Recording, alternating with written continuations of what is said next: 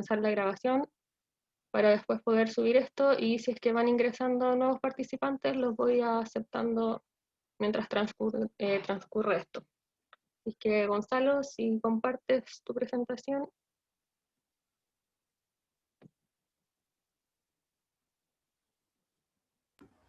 Sí. ¿Pueden ver, cierto? Sí, se ve.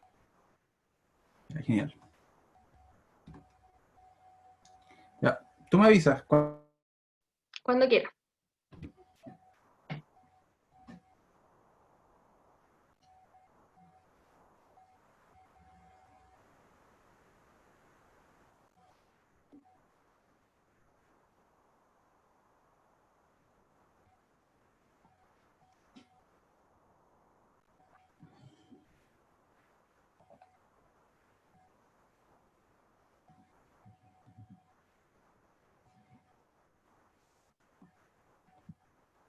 Ya están todos ingresados los de la lista de espera, así que pueden partir.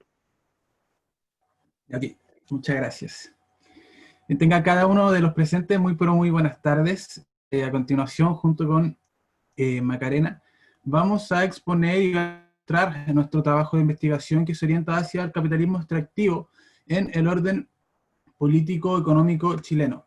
Entonces, tenemos que a lo largo de la historia del continente latinoamericano, el uso y el aprovechamiento de los recursos naturales ha sido un tema constante de fervientes discusiones, siempre en torno a derecho de propiedad en el marco de un modelo económico extractivista que ve en la explotación y en la exportación de recursos naturales una forma fundamental de los... Sin embargo, este modelo ha generado distintas problemáticas, tanto en el continente como en el propio país. Conocidas son las zonas, las problemáticas forestales en el sur del país, que se vinculan directamente con la problemática y la carencia del recurso hídrico, y también nuevamente ha estado en boga la tan controvertida ley de pesca y la industria pesquera. Entonces, además de estas problemáticas medioambientales, podemos también encontrar que dentro de cada industria existe una concentración importante en la explotación y en la exportación de los recursos naturales. El caso de la pesca es especialmente particular, donde 7 familias controlan cerca del 70% de la industria pesquera. También tenemos la industria forestal, en donde 2 familias manejan el 70% de la industria. Por lo tanto, tenemos un importante y pequeño grupo económico que es lo suficientemente poderoso para directamente con las élites y que ha escrito diversos a beneficiar al capital y a los mismos grupos económicos. Entonces, a continuación, vamos a trabajar estos cuatro casos, evidenciando cómo se vincula cada uno de estos temas. Bueno, existen diversas áreas de la economía que utilizan como fuente principal del ciclo de producción, como la agricultura, la minería, que son áreas que tienen gran importancia económica dentro del país y que también están conformadas por importantes, relevantes, que con el paso de los años han adquirido mayor influencia y poder en la política. La agricultura, como podemos ver en la diapositiva, representó en el 2018 un 2,9% del PIB del país, mientras otros sectores como la minería representó el 9,7% y la forestal el 0,6%. La importancia del sector de la agricultura es que se exportan más de 18.000 millones de dólares, siendo una cifra que va creciendo año a año aproximadamente entre un 4 y 5% por trimestre, y que abre el mercado chileno también a más de 140 países del mundo. Ya en la zona central del país, el agua se concentra en la producción agrícola, donde las empresas agropecuarias tienen más del 85% de los derechos consultivos del país, y donde en la región de Valparaíso la producción se concentra principalmente hacia las exportaciones de palta, donde cada árbol termina por consumir y también tiene mayor accesibilidad hídrica que una persona. Pero los problemas en torno al agua desde un lado más político se dan por la importancia económica que tiene el sector debido a las altas exportaciones, como habían mencionado, y es así también como los diversos gobiernos han permitido que se haga lobby en torno a temas que afectan al recurso hídrico. Por ejemplo, según investigaciones de CIPE, en 2014 y 2017, se realizaron más de 60 reuniones de autoridades de gobierno, ministros y parlamentarios con representantes de los sectores agropecuarios, Y asimismo también los conflictos de interés son constantes entre agrícolas y mineras, y la relación que mantienen con los rostros políticos y el que tienen hacia ellos. Por último, ya desde un lado más legal, el comportamiento que han tenido los grupos económicos son o se resguardan en el Código de Aguas, que termina por ser el instrumento legal que fija la en esa área y que desde 1981 ha permitido la adquisición de derechos de aprovechamiento de aguas de manera gratuita, y también le ha otorgado un carácter de ser transferibles como heredables, y las personas, aprovechándose de esta situación, inscriben causas para beneficio propio, haciendo una jugada más bien económica que consiste en adquirir derechos de agua para posteriormente venderlos a precios muy altos a empresas, a proyectos, a terceras personas. En segundo lugar, ya hablando de la industria forestal, encontramos que durante los últimos años ha tenido un crecimiento bastante importante y en la actualidad alcanza alrededor de un 2% del PIB. Las exportaciones de este sector se orientan principalmente a potencias y solamente entre estos tres alcanzan más de un 50% de las exportaciones del sector. Entonces, este crecimiento importante de la industria se ha visto reflejado también en un aumento en las plantaciones de pino y eucalipto. El problema de esto es que un eucalipto de promedio 3 años de edad necesita alrededor de 20 litros de agua al día. Si tomamos eso y lo multiplicamos por los 1000 árboles que entran dentro de una hectárea, que solamente esa hectárea de plantación de eucalipto necesita alrededor de 20.000 litros de agua. Solamente la familia Angelini cuenta con 1.200.000 hectáreas, cuenta con 750.000 hectáreas de terreno forestado. Finalmente, en cuanto a las exportaciones, tenemos que se encuentran concentradas en, para mencionar, Mate y Angelini, Mate dueña de CMPC, Angelini dueña de Celulosa Arauco, y solamente entre estos dos conglomerados alcanzan un 70% de las acciones dentro de un total de alrededor de 800 empresas, evidenciando la concentración de la industria. Desde una mirada más política, encontramos que en el año 2012, cuando se estaba negociando una nueva ampliación del decreto 701, los senadores Saldívar, Sabac, Kugel y Larraín fueron acusados por tener conflicto de interés. Sin embargo, de estos cuatro, solamente Sabac se abstuvo de votar, mientras que los demás votaron a favor del proyecto. También encontramos las distintas donaciones a campañas políticas que realiza principalmente el Grupo Mate, que para evitar los topes y los límites que hace es distribuir sus donaciones en las distintas filiales de CMPC para así evitar superar los topes legales. Finalmente, de una mirada legal, encontramos que el crecimiento de la industria forestal se encuentra principalmente gracias al decreto 701 que fue elaborado en dictadura el año 74. ¿Qué es lo que decía básicamente este decreto? Es entregar una bonificación de un 75 hasta un 90% de los costos incurridos en actividades forestales por parte de los propietarios. Para esto, el Estado lo que hacía año a año era calcular los costos y los gastos en los que se incurría en la actividad forestal. Sin embargo, estos costos calculados por el Estado en realidad eran mucho más altos. Por lo tanto, muchas veces los propietarios quedaban incluso con dinero en sus bolsillos. Entonces, este decreto que en primera instancia debía durar 10 años, se extiende en dictadura, pero también se extiende en democracia. Partiendo por el gobierno de Frei Montalva, que lo extiende 15 años, también Sebastián Piñera lo vuelve a extender por 2 años más, y Michelle intenta extenderlo nuevamente, pero se encuentra con el caso de la colusión de papel con Ford, principal protagonista del Grupo Mate, que había sido uno de los principales beneficiarios del decreto 701, por lo tanto se pone un fin a este nuevo intento de extender el decreto. Bueno, la producción de capital a través de industrias contaminantes generan zonas de sacrificio. Estas se entienden como territorios de asentamiento humano devastados ambientalmente por causa del desarrollo industrial. Las actividades productivas que se encuentran en estos lugares se orientan principalmente a fundición y refinería de metales, carbón, plantas de gas, plantas de resina, entre otros. Para el Estado, la entrada económica que generan estas es importante. Por ejemplo, el sector energético representó un 7% del PIB en el 2018 y la industria química y minera un 9% del PIB el mismo año. Una de las principales zonas de sacrificio es la que se ubica en la región de Valparaíso, en Quintero Puchuncaví, y que desde 1961 alberga el Parque Industrial Ventanas, el que se ha ido expandiendo con los años. Actualmente los grupos económicos que están en esta zona, entre algunos de ellos son Gasmar, Codel, Coxiquim, Copec, Cordex, entre otros. Asimismo, ya desde un lado más político, los conflictos de interés también se presentan en estas zonas de sacrificio. Solamente hace un par de meses, la municipalidad de Puchuncaví recibió donaciones por parte de una inmobiliaria a cargo de un proyecto que tiene fuerte oposición social y que se quiere instalar en el último pulmón verde que queda en la zona. Asimismo, en el 2018 se aprobó la ampliación de la planta Oxiquim, empresa que tiene cercana relación con el presidente Piñera y también con la ministra de Medio Ambiente, pero que el año pasado terminó por ser invalidada por la Comisión de Uso de Borde Costero de la región de Valparaíso. Pero aún así, la empresa, aunque no se ha ampliado en esta zona, sí lo hizo en otra zona de sacrificio, Mejillones. Además de lo anterior, se suman múltiples accidentes ambientales que hay en las por derrame de materiales tóxicos para la salud humana, donde las empresas han focalizado regalías, bonos, e incluso han puesto a disposición de los pobladores sitios con mejor inmobiliario para tranquilizar un poco las movilizaciones y denuncias que hay en torno a estas empresas.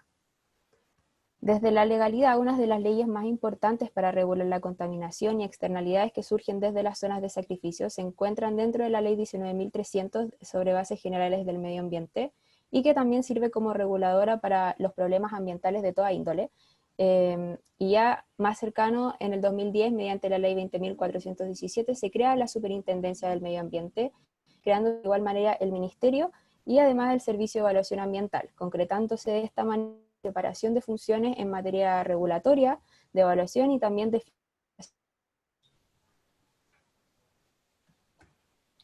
Finalmente, nuestro último caso en estudio habla sobre la industria pesquera, donde una primera mirada económica nos muestra que los ingresos percibidos por la industria han variado en los últimos años entre 700 y los 800 mil millones de pesos. Sin embargo, el fuerte y el punto más relevante quizás de la industria pesquera apunta al nivel de capturas, en donde la actualidad es muy inferior al de capturas que se daba en la década de los 90. Entonces, esta situación ha generado que la industria tenga un giro hacia los productos congelados, siendo esto en la actualidad el principal protagonista de la exportación en la industria pesquera. De esta manera, entonces, se ha puesto el foco en dos pesquerías principales, que son la anchoveta y el jurel. En cuanto al jurel, las asignaciones que entrega el Estado año a año para su explotación nos muestran que se encuentra concentrada en 4 grandes conglomerados, que son Horizon, Blumar, Camanchaca, Pesca Sur y Alimentos Marinos, pertenecientes ya a las conocidas 7 familias dueñas del mar chileno. Solamente entre estas 4 conglomerados alcanzan un 70% de la exportación y en la explotación del jurel. De hecho, si tomamos solamente Horizon y Corpesca, tenemos que solamente la familia Angelini cuenta con un 34% de las asignaciones para las asignaciones, digo, para la producción y exportación de la pesca. Un fenómeno muy similar a lo que ocurre en la anchoveta, donde los mismos 4 gigantes alcanzan nuevamente un 70-71% de las asignaciones, y el restante 29% debe dividirse en alrededor de 20-21 empresas pesqueras.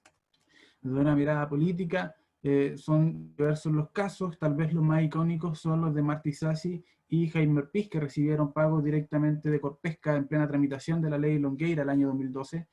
También tenemos el caso de Jacqueline Ricciberri y los correos enviados y recibidos por parte de ella, y el presidente de ACIPES, también quizás menos conocido el caso de Cristian Campo y Clemira Pacheco, que recibieron pagos sus cónyuges también por parte de ACIPES, pasando desde todos los extremos ideológicos de la política chilena, desde izquierda hasta derecha, en su vinculación con los grupos económicos dueños de la pesca. Finalmente, en un ámbito legal, encontramos que una vez que volvemos a la democracia en la década de los 90, el escenario en el ámbito de la pesca era vivido la primera, la segunda gran crisis de la anchoveta, la crisis del loco, la crisis del jurel. Por lo tanto, lo que decide el Estado chileno es establecer cuotas globales de captura. Sin embargo, al establecer estas cuotas globales, se genera un fenómeno bastante nefasto para la historia de la industria, que se llamó la carrera olímpica, en donde cada empresa pesquera comienza a invertir cada vez más en sus embarcaciones para llegar cada vez más rápido y capturar la mayor cantidad de peces disponibles dentro de esta cuota global de captura. Entonces, para ponerle fin a esta problemática, 10 años después, el gobierno de Ricardo Lagos establece la ley 19.713, que efectivamente ahora sí establece cuotas individuales de captura. ¿Cuál fue el problema? Que estas cuotas individuales que se establecen se basan en los registros históricos de captura. es decir, la entrega al mar y sus recursos a quienes ya venían explotándolo. Esta ley, la idea de su promulgación era ponerle fin a la carrera olímpica, por lo tanto su duración era de 1 año. Sin embargo, poco antes de que su vigencia termine, se lanza una nueva ley corta de pesca que extiende su vigencia por 10 años más, llegando al año 2012, en donde se discute la ley Longueira, se establecen las licencias transables de pesca clase A que entrega y ve las cuotas, las convierte en transferibles, divisibles, susceptibles de todo negocio jurídico por un periodo de 20 años. Bueno, por último, como reflexión final y también como para sintetizar un poco el análisis que hicimos de los casos expuestos, se puede interpretar que con la intención de diversificar los procesos productivos y anteponer la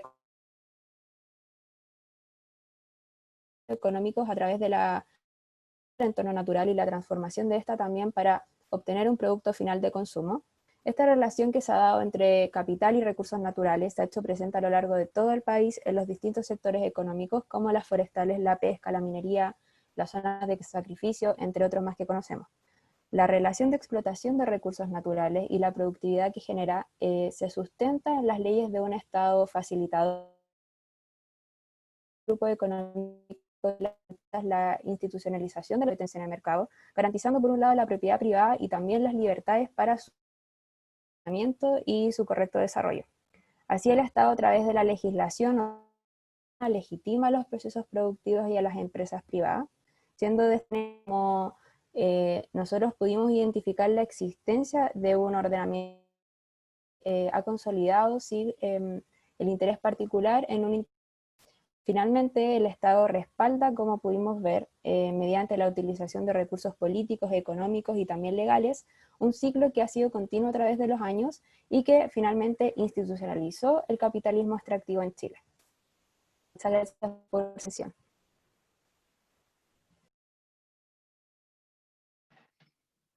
Muchas gracias, Macarena y Gonzalo. Si alguien tiene preguntas, ojalá dejarlas para el final, para juntarlas todas. Camila.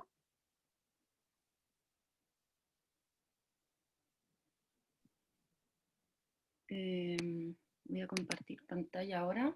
Okay. ¿Se ve? Sí, se ve como una franja blanca. Ay, siempre me pasa eso, espérate. Que no sé cómo compartir pantalla sin que se vea como modo de presentador. ¿Saben cómo se puede hacer eso? Ahí sí. Pero se ve como en el modo presentador, ¿o no? Se ven las plantillas abajo, Claro. las diapositivas. No sé cómo hacerlo. ¿Ahí? No. No, se dejó de compartir. Siento que raro. A ver.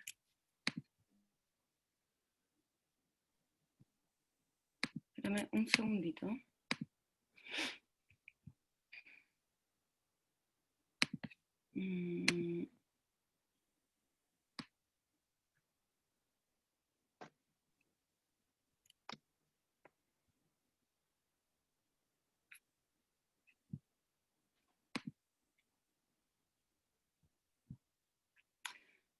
Ahí se ve Sí. y... Sí, ya, disculpen las molestias. Bueno, buenas tardes, muchas gracias por la invitación.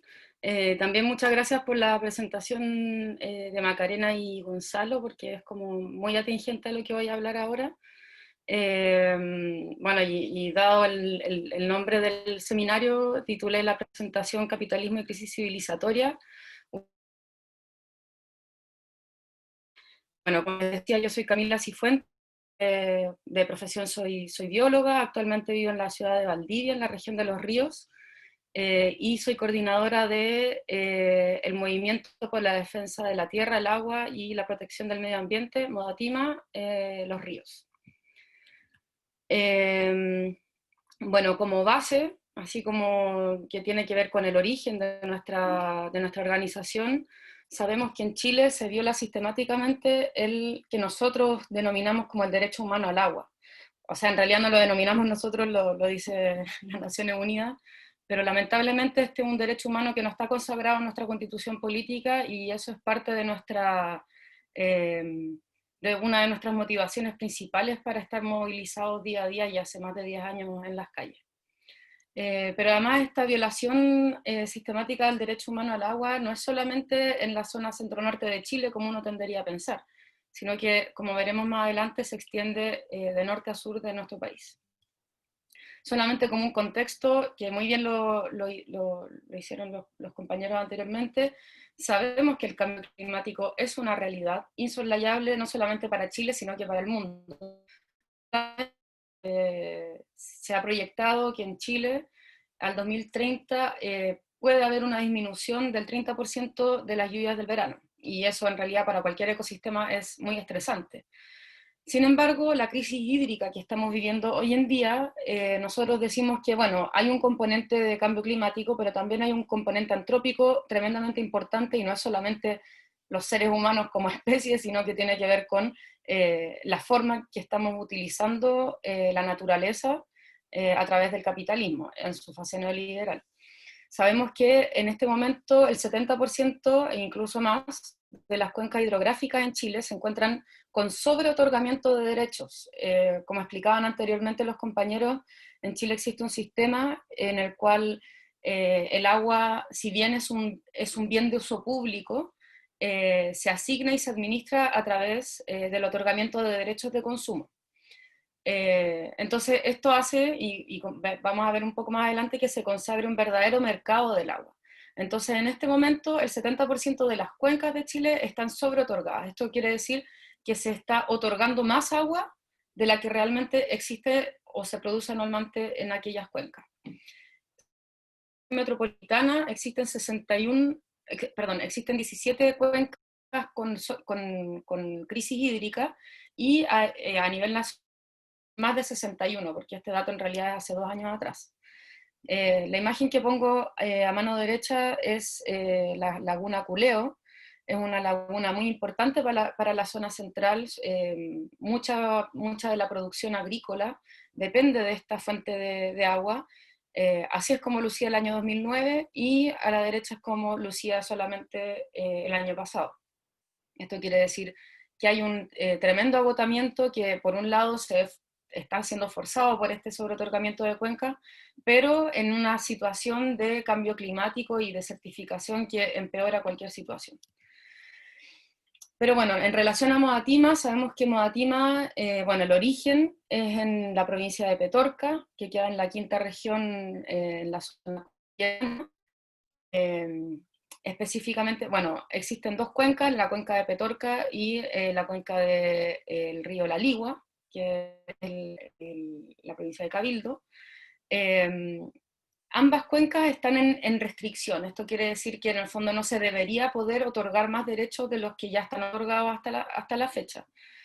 Sin embargo, en el año 97 se declaró en restricción la de Petorca y la cuenca de La Ligua desde el año 2004. Sin embargo, hasta la fecha se han seguido otorgando y sobreotorgando más y más derechos, y se han ido instalando cada vez más industria agrícola, y específicamente la industria de la paltajaza específicamente. Existen 366 pozos y 65 drenes ilegales. Esto quiere decir que no solamente hay un sobreotorgamiento legal, sino que además existe el robo de agua. Ya eso es como ajeno a cualquier tipo de legalidad vigente. Y uno puede ver espectáculos como estos, en que, claro, en una ladera de todo verde, ¿verdad? Todos preciosos, muy productivos, siendo que, bueno, algunos productores pueden decir, no, si nosotros también sufrimos la sequía, también se nos han secado paltos. Claro, efectivamente se le han secado paltos, pero así es como tienen en este momento la cuenca. Este es el lecho del río La Ligua, una captura del año pasado, donde no corre ni siquiera una gota de agua. Y tenemos espectáculos como este otro, donde tenemos estos pozos, o sea, estanques de captación de la familia Falabella, de las hermanas Falabella. No son hermanas Falabella, son hermanas, se me olvidó ahora el apellido, pero en el fondo son del grupo Falabella. Y con esta agua, que en realidad no existe en otro lado, sino que en estas tremendas piscinas de captación, es como riegan estos preciosos paltos, donde además producen mucha palta y toda ella de exportación, que produce muchas riquezas para todos esos dueños. Pero vamos viendo de norte a sur, y que en realidad no es solamente en la zona centro-norte en que estamos en crisis. Esta es la región de Ñuble, donde la población se está movilizando, por ejemplo, por el río Dillín, que está siendo por la construcción de una represa. Así también el embalse Zapallar es el que está amenazando también a la gente de Ñuble. Y si vamos más al sur, ya en la región de los lagos, en Osorno, también tenemos problemas del agua, esta vez no relacionado con la sequía, con la escasez, sino que tiene que ver con otra parte de la producción de agua, que es los servicios sanitarios, ¿verdad? Para hacer un poco de memoria, porque en realidad esto ya es como que hubiese sido hace muchos años atrás, pero en realidad fue solamente en julio del 2019, del año pasado, donde en la región de los lagos, específicamente en la ciudad de Osorno, estuvieron 11 días sin servicio de agua potable, es decir, más de 100.000 personas no tenían agua durante 10 días para limpiar, cocinar, para hacer su higiene personal, etc. Y se tuvieron que proveer de estos aljibe, ir a la plaza, ¿verdad?, con bidones a buscar agua durante 10 días, lo cual fue terriblemente indigno para la población. Un poco más al sur, en Chiloé, ya hace muchos años que los pobladores y pobladoras de muchas localidades de tienen que organizar para adquirir agua a través de camiones de aljibe. Y esto en realidad es muy extraño, porque si pensamos un poco en la biogeografía, en Chiloé llueven aproximadamente 2.000 milímetros al año, esto quiere decir que llueve por lo menos 3 veces a la semana, y la gente no tiene de dónde sacar agua, ¿ya? O sea, aquí claramente existe hay un problema en la gestión del agua, ¿ya? Como para que en un lugar donde existe tanta disponibilidad de agua, la gente no tenga provisión de agua potable en sus casas. Y sin embargo, el gobierno insiste que la responsabilidad es de nosotras y nosotros, es de los usuarios, ¿verdad? Entonces, gastan tremendos recursos en hacer este tipo de comerciales. No sé si alguna vez alguien lo vio, ese de báñate en 3 minutos, como si en 3 minutos fuéramos, uno, a poder bañarnos realmente, y dos, si es que con eso fuésemos a arreglar un poco el problema de agua que tenemos en Chile. Entonces veamos un poco las cifras. Esta es una infografía que con la fuente de Escenarios Hídricos 2030, esta es una infografía que hicimos con Modatim, muestra cuál es efectivamente, quiénes son los que consumen el agua en Chile. Entonces sabemos que para la producción del agua, para uso industrial es el 0,2% del agua, generación eléctrica 0,2%, minera 1,3%, agua potable, y sin embargo el sector forestal y agrícola, el 86% del agua que existe en Chile. Entonces, que ahorrándose con 3 minutos de ducha, ustedes van a ahorrar algo de ese 2%, es una mentira, eso es completamente falaz, y además que le traslada a la ciudadanía la responsabilidad de la crisis hídrica. Y eso, a mi juicio, raya en lo inmoral en realidad, porque en realidad nos están trasladando a nosotros una responsabilidad que es de todo el Estado. Y por esta razón, como Modatim, pasar desde una lucha local, ¿verdad?, anclada en la provincia de Petorca, en la región de Valparaíso, a una lucha nacional, porque entendemos que este es un problema estructural, como bien lo expusieron anteriormente, está consagrado en la Constitución Política y en el Código de Aguas del año 81, y nosotros creemos como Modatima que ese es el modelo consagrado que tenemos que cambiar, tenemos que modificar, o sea, tenemos que eliminar y hacer uno u otro, ¿verdad? Bueno, solamente repetir un poco lo que anteriormente, la crisis hídrica en Chile no es un problema técnico en el sentido de que no hay un problema en la naturaleza, no hay un problema como, ¿verdad? Es un problema político y que está sentado en la Constitución y en el Código de Agua. Y por eso, bueno, nosotros ya hicimos este llamado, ¿verdad?, como Modatima, nos manifestamos por el apruebo, por la Convención Constitucional y estamos participando activamente en este proceso, tratando de llevarlo hacia lo que en realidad en las calles veníamos pidiendo. Bueno, esto solamente repetir lo que ya dijeron en la Constitución Política del 80, si bien se reconoce que el agua es un bien de uso público, sin embargo, otorga la titularidad de los derechos de agua a personas naturales que tendrían propiedad sobre ellos, ¿verdad? Entonces, de esta manera se consagra el derecho a propiedad privada sobre el agua.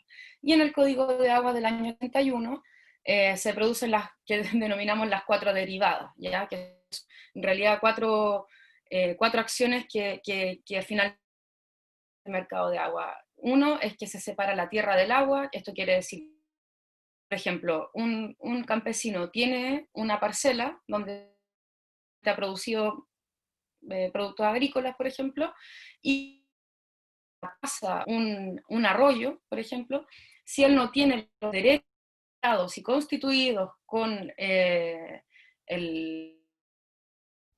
¿cómo se llama? Si no tiene constituidos esos derechos de agua, no puede legalmente utilizar esa agua aunque pase por su predio, ¿ya? Y a veces hay grandes empresarios que tienen tremendas sumas de agua, como los compañeros, y sin embargo no se condice con la propiedad del suelo que tienen ellos. Por otro lado, constitución de derechos fueron entregados de manera gratuita y a perpetuidad. También separaron estos derechos de agua en aquellos de uso consultivo y al no consultivo. El consultivo es aquel que se cauce y el no consultivo es el que sí retorna al cauce, como por ejemplo hidroeléctrica, y también declarar el agua como un... ¿ya? Bueno, y así nosotros creemos que es como el mercado de agua, donde tenemos agentes transnacionales, como por ejemplo Endesa Chile, que es propiedad de la italiana Enel, quien tiene el 81% de aprovechamiento de agua no consultivo, es decir, aquel que que retorna al cauce, con el que principalmente se genera energía eléctrica. Respecto de los derechos de agua consultivos, estos pertenecen un 84% o a mineras o a las aportadoras. Como vimos anteriormente, más del 80% del agua pertenece al sector forestal y agrícola, ya a esto le sumamos el minero, ¿verdad? Y bueno, sabemos que el 99% de los derechos de las empresas sanitarias que existen en Chile, que son las que nos abastecen de agua, como por ejemplo la que incurrió en las terribles faltas en la ciudad de Osorno el año pasado, ESAL, son de capital transnacional, ¿verdad? Solo en el año 2011, Aguas Andinas, que es de propiedad Suez, que es francesa, y también de Aguas de Barcelona, obtuvieron 220 millones de dólares, ¿ya? Entonces, esto en realidad de que no, que el agua es de Chile, que los recursos de Chile, que es estratégico y todo, eso es falso, porque en este momento quienes son los dueños del agua en Chile ni siquiera son los chilenos, son Bueno, ¿y qué es lo que produce todo este mercado y en conjunto con la crisis hídrica? Existe ambiental en Chile, marcado por una crisis hídrica tremenda, donde obviamente los y las más afectadas son que viven en sectores rurales, que dependen de tierra, donde particularmente las mujeres, aquellas que se ven más precarizadas ante la escasez hídrica. Como bueno, ya sabemos, existe una división sexual del trabajo, tiene que hacer cargo del cuidado de la casa, de la cocina, y cómo hace todo eso sin agua, es bastante difícil. Se tiene que hacer cargo, generalmente, estamos hablando de un escenario general, en lugares donde no existe agua y donde hay que andar tras baldes o, en fin, botellas con agua de un... Solamente en la región de la Araucanía se identificaron 100 escuelas de abastecimiento de agua potable. Entonces hablamos de mujeres y de niños y niñas que están sufriendo con la crisis hídrica, y además un sector rural cada vez más envejecido y envejecido. Esta es una noticia que salió el año pasado, que en realidad es un poco... a mí me cuesta ponerla porque en realidad es como súper, un poco fuerte, ¿verdad? Todo el problema que hubo con los crianceros en la región de Valparaíso. Esta persona que tenía 83 años, que vivía en Chincolco, ya en una situación de completa desesperación, se terminó quitando la vida debido a que vio como uno a uno iban muriendo, tenía cómo proveerlos, y bueno, en realidad este tipo de tragedias, ¿verdad? Y además esta es una crisis que tiene un rostro de mujer.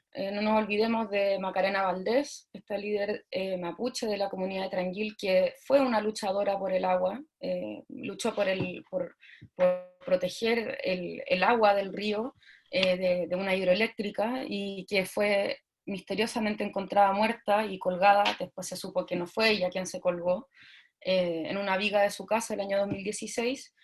Y bueno, y por otro lado, solamente para mencionar mujeres que no solamente viven en Chile, sino que además este es un problema a nivel de América Latina. Berta Cáceres, que era líder del pueblo, que también fue asesinada el año 2016 por sicarios, probablemente por su rol muy importante en la lucha por el agua. Tampoco, bueno, solamente por mencionar algunas otras, se ha continuado con la persecución a lideresas, como por ejemplo a Cata Alonso, por ejemplo, bueno, ya fallecía Nicolasa Quintremán, que fue muerta en las propias aguas del lago del Alto Biobío, bueno, y así muchas otras hombres y mujeres que por luchar por el agua, luchar por el medio ambiente y por todo, han visto amenazada su vida y la de sus familias.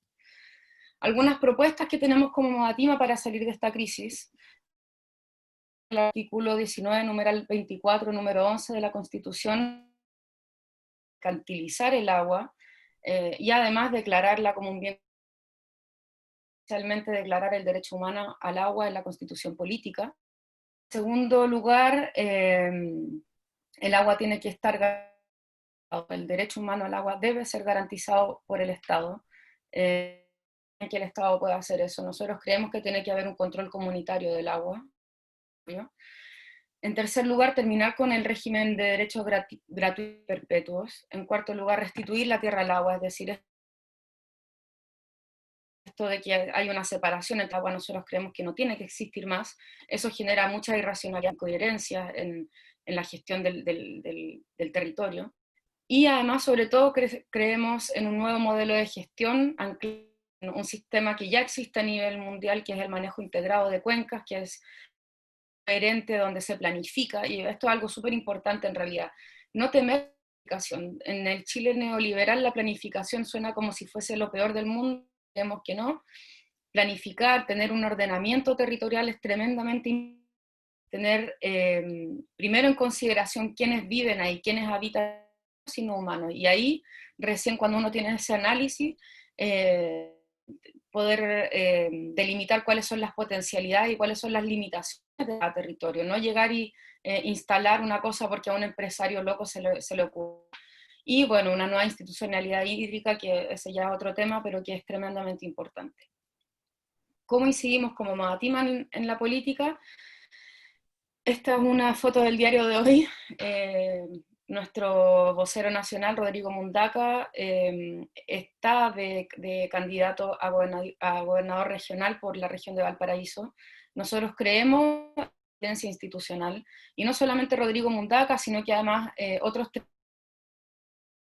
como Carolina Vilches, de la provincia de Petorca, Rodrigo Faúndez, en el Distrito 9, en Santiago, Carlos López, en el Distrito 20, yo acá en la Araucanía, María Inés Barrera, en el Distrito 25, en Osorno, todos tremendos y tremendas compañeras, luchadoras ambientales, se han movilizado hace muchos años por este tema y que nosotros sí creemos en la vía institucional, pero no solamente eso, siempre vamos a estar en las calles, siempre hemos estado en las calles, de ahí salimos, y también de los territorios, en Freirina, en Caimanes, cortando rutas, ¿verdad? Organizando movilización, de ahí salimos y desde ahí vamos a seguir movilizándonos, pero a la par de estar también disputando espacios de poder que creemos que son muy importantes y que además esto se ganó gracias a la movilización popular, no solamente desde el 18 de octubre del 2019, hace muchos años que los territorios se vienen organizando y movilizando por la dignidad. Así que eso. Muchas gracias, Camila, por la presentación. Pasamos con Rosario, si es que está por ahí. Sí, aquí estoy. Ya, genial. Bueno, primero, buenas tardes a todas y todos. Bueno, yo soy de profesión profesor, trabajo en el Departamento de Filosofía acá en la Universidad Alberto Hurtado, agradezco un montón la invitación. Por cosas de tiempo no alcancé a preparar una presentación, así que solo voy a comentar algunas de las ideas principales que se me vienen a la cabeza con el nombre de este seminario, que fueron como las primeras cosas en las que pensé, y que se relacionan bastante, que no tienen un registro tan como emparentado, era tan evidente con lo que presentaron los anteriores expositores y expositoras, sin dar cuenta también de una lucha que es transversal y que tiene pretensiones de cambios estructurales, y que un poco Camila lo mencionaba al final de su presentación a propósito de la lucha de las mujeres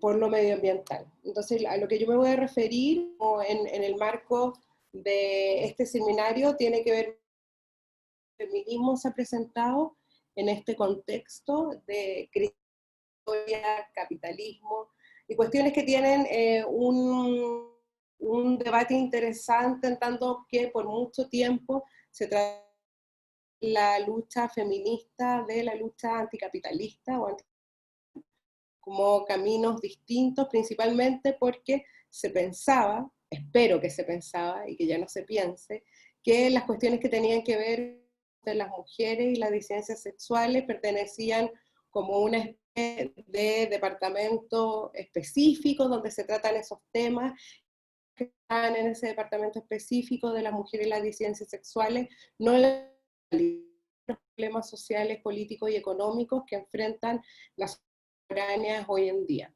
Entonces, en este proceso han habido particularmente en Chile, yo diría que en las últimas décadas, un proceso en términos de resistencia feminista que estuvo presente en la dictadura cívico-militar de Pinochet. Principalmente el feminismo se vio orientado a la lucha por la democracia en Chile, no solo la democracia como dice el lema en el país, sino que también en la casa y en la cama, feminista que estuvo en resistencia y que permitió grandes avances en la época, recordando no solo a movimientos feministas como Mujeres por la Vida, que fueron uno de los movimientos fundamentales, que además de tener una incidencia política, movilización en las calles, también dentro de su formato de acción colectiva, lo performático, la intervención artística y cuestiones que en el feminismo contemporáneo, sino también recordar que a la dictadura también en las poblaciones, en las calles, la búsqueda de los detenidos desaparecidos también fueron protagonizadas principalmente por las mujeres. Luego de ese proceso de resistencia, con la llegada de la transición a la democracia, el movimiento feminista también sufrió costos, principalmente que vivió toda la concertación en ese momento con los procesos de institucionalización, donde el movimiento de mujeres de alguna manera también se vio implicado en una política institucional de prácticas, más que de pensar el feminismo como que enfrenta la totalidad de lo que vivimos. Entonces hubo bastante procesamiento neoliberal también, la transición a la democracia, de muchas mujeres que lucharon en la dictadura y que tuvieron que pasar a formar más que cuadros políticos, técnicos y burocráticos dentro del aparato estatal para poder por esa vía algunas políticas para mujeres particularmente que permitieran avances en la lucha del feminismo en Chile.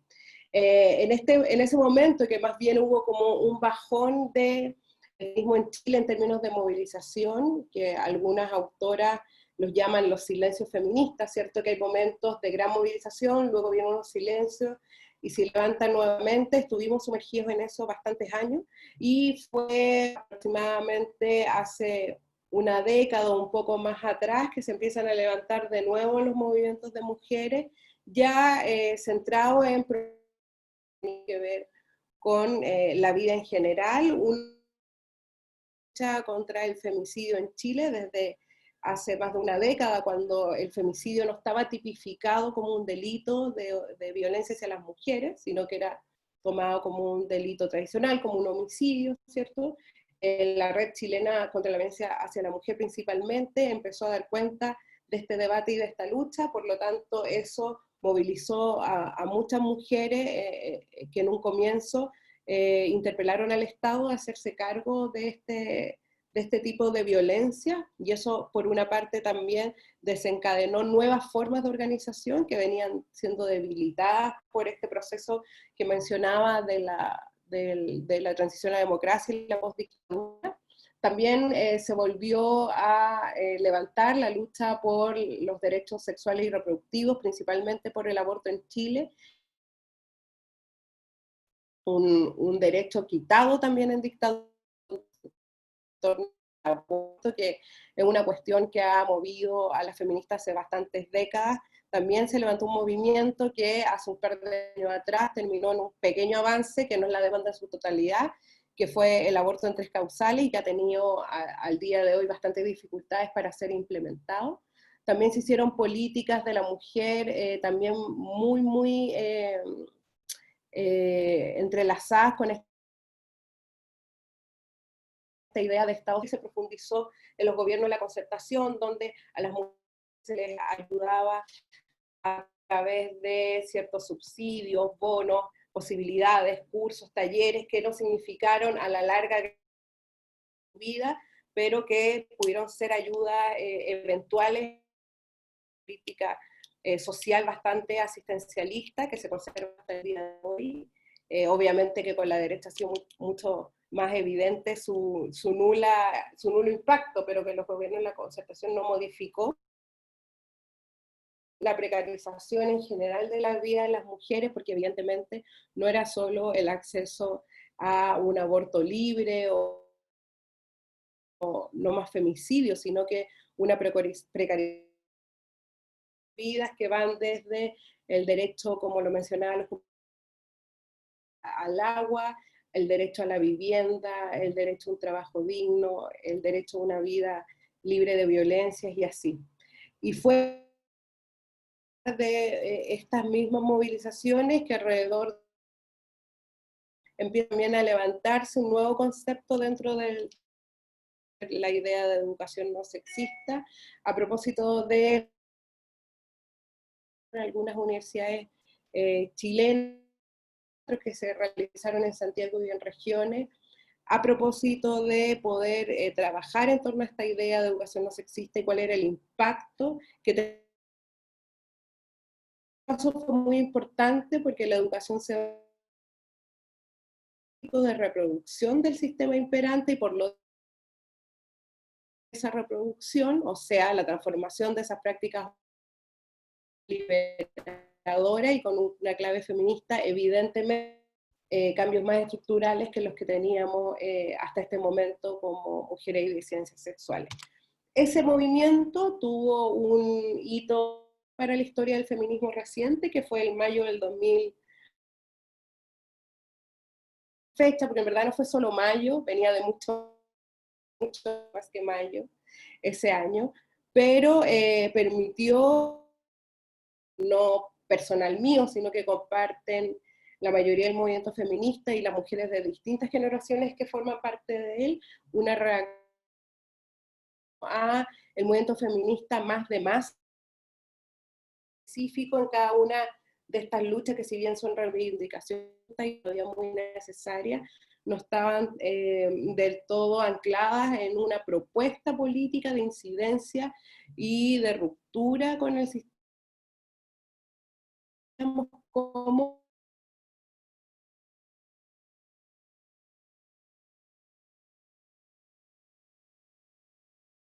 movilización súper grande a nivel nacional, principalmente a través de las tomas de las universidades, pero que empieza a generar harto movimiento, porque además en ese contexto ya estamos frente a un movimiento feminista de carácter internacional, las campañas de Ni Una Menos, otro tipo de movilizaciones, también por el derecho al aborto y otros derechos sociales en distintos países del mundo, dan un escenario privilegiado para que ese mayo del 2018 crezca en proporciones bastante grandes el movimiento feminista en Chile, y a partir de ello se empieza a configurar en términos teóricos y políticos una demanda por reformas, o sea, ya no por reformas como superficiales, sino por cambios estructurales. Y una muestra como del impacto profundo que tuvo el Mayo Feminista del 2018 fue el 8 de marzo del 2019, donde antes incluso del 18 de octubre fue una de las marchas más grandes de la historia de Chile reciente, o la historia de Chile en general, en verdad, fue masiva, y ahí se instala por primera vez un nuevo debate en torno a lo político, que lo pusimos en ese momento bajo la frase contra la precarización de la vida, para tratar de explicar ya de una manera mucho más concreta que el patriarcado y el capital precarizan la vida de las mujeres en términos transversales, pero también interseccionales, en tanto nuestra vida está precarizada dependiendo de los distintos contextos y escenarios a cuales nos enfrentamos, digamos. Entonces no se solucionan ya las cosas con esta política de Estado subsidiario, sino que es necesario también transformar el Estado y la sociedad para poder avanzar en una sociedad que retorne el debate respecto a cuáles son los derechos fundamentales que merecemos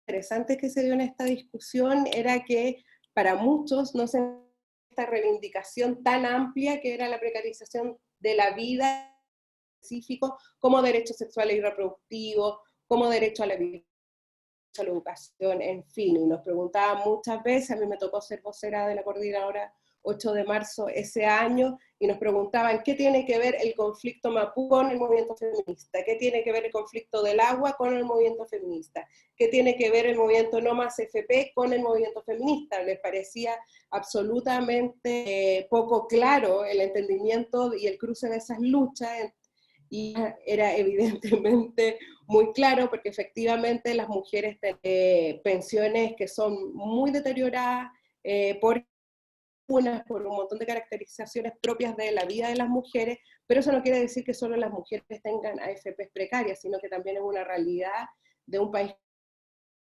estado que vivimos. Por lo tanto, que modificaran no terminaba por solucionar el problema estructural de las pensiones, que solucionaran problemas más específicos, tampoco iban a lograr que se terminara con el debate en torno a cómo las mujeres podíamos acceder a más derechos. Entonces, en ese tan importante, que creo que fue el que se dio el 8 de marzo del 2019, se empieza a abrir desde nuestro punto de vista, y hablo en plural porque lo hemos conversado como un aporte que va a ser fundamental en lo que va a ocurrir luego, de octubre del 2019, porque la movilización del 2019 va a tener bastantes características que ya estaban presentes feminista reciente, como la organización territorial, convocada, como en los procesos políticos más autónomos y desligados ya como de los partidos políticos tradicionales, un proceso de renombrar, de reactualizar los espacios públicos, de nombres de los espacios de lucha.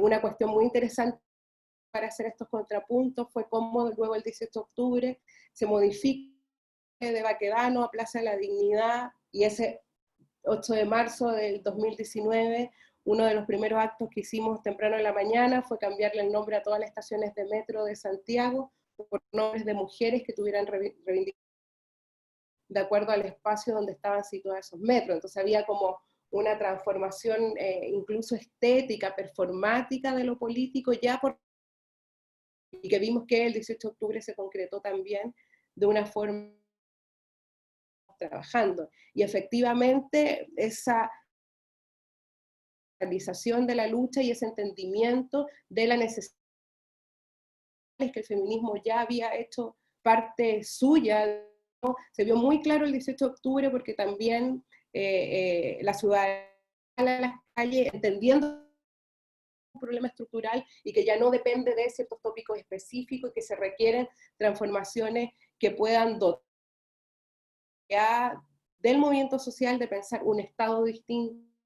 No puede no tener más transparencia con la demanda de asamblea constituyente que se comienza a gestar en ese momento, y que luego de distintas vicisitudes propias de la política y de lo político se transformó en el plebiscito que hace poco presenciamos, ¿cierto? Y en este proceso constituyente que, si bien trastoca un poco dentro de la institucionalidad de lo político principalmente, pero sigue adelante tomando en consideración dos aspectos muy importantes, solo con el debate político, sino que con el movimiento y que algo que no ha parado, pese incluso a todas las situaciones que hemos tenido que vivir, que también son de carácter global, las propias movilizaciones y movimientos insurgentes, y con la idea de Estado, con impugnación a los partidos políticos, y la necesidad de reformas estructurales tampoco es una cuestión que también obedece a una cuestión más global, dar millones de ejemplos de lo que ha pasado esta semana, Congreso, pedidas de renuncia de presidente, ¿cierto? Protestas en las calles, a pesar de la situación de crisis sanitaria que vivimos. Entonces habla también de un momento que a mí en particular me llama la atención con el feminismo, que con este carácter más estructural y en el fondo con la coincidencia de la pregunta civilizatoria, porque efectivamente entendiéramos que hoy día los movimientos sociales, no solo el feminismo, sino el movimiento medioambiental, el movimiento por el agua, por la vivienda, están internacionales que tienen pretensiones de cambios estructurales y que hoy día, debido también a las posibilidades que tenemos en el siglo XXI, nos permiten conversar, nos permiten también conocer lo que está pasando en va a seguir siendo así, no solo en Chile, van a seguir hasta que este proceso constituyente llegue, ¿no? Si es que eso ocurre también, porque estamos frente a una, yo diría, muy propia de nuestro tiempo, pero muy, en el fondo, evitada por la clase política. Estamos solamente arrojados al acontecimiento. Hoy día no hay tantas cosas que podamos decir sobre reglas de lo que va a suceder, e incluso de cómo nosotros, los movimientos sociales o los movimientos de resistencia, podemos reaccionar frente al acontecimiento.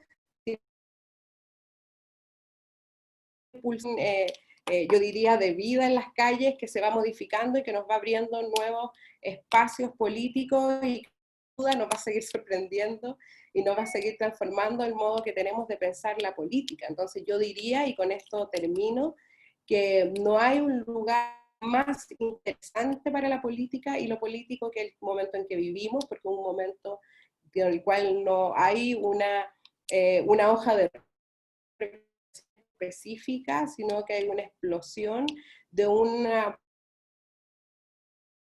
concientización de los procesos de opresión que han vivido las franjas subalternas en la sociedad, y que por esos procesos de dominación se puedan ir sorteando. Esto va a poder tomar cierto rumbo, pero en la medida en que vemos, como el caso chileno, particularmente por el gobierno de Sebastián Piñera, una cerrazón, la movilización probablemente va a seguir en aumento, o va a seguir siendo permanente, como lo ha sido el movimiento feminista todos estos años. Entonces creo que es importante que en estas discusiones, y que quizá es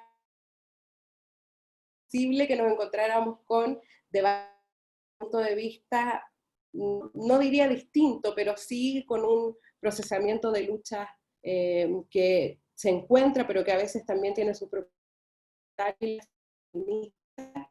y que hoy día, en este caso, pueden estar en un mismo seminario hablando sobre los mismos temas, y yo creo que eso habla un poco también de esta nueva forma de pensar y hacer política a la que siglo XXI, que incluso nos podría llevar a pensar cuál es la política que hoy día en el siglo XXI estamos haciendo, distinta a la que... Así que eso, no sé si cumplí con el tiempo. Sí, todo bien. Muchas gracias, Rosario. Terminamos entonces con Roberto.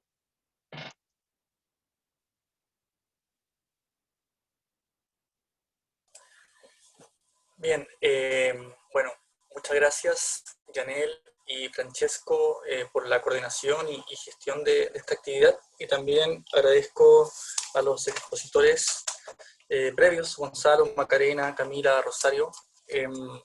Yo también fui parte del proyecto de conflicto y antagonismo social, y en particular una de las problemáticas que yo estoy abordando en este proyecto es más bien una discusión epistemológica, la discusión acerca de la relación entre marxismo y política, ¿sí? Y más que esta categórica, me interesa presentar un problema, es decir, presentar una pregunta, construir un problema para pensar las posibilidades de la emancipación. Me parece que este ejercicio, que si bien es conceptual, por supuesto está cargado de contenido empírico.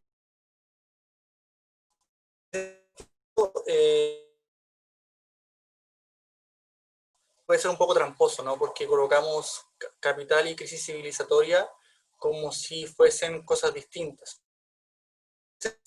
Colocar capitalismo y crisis civilizatoria es que la I, que articula capitalismo y crisis, es probablemente lo que hay que pensar.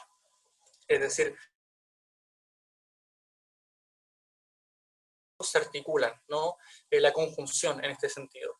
Y estamos acostumbrados a que se nos diga que lo antagónico de la civilización es la barbarie.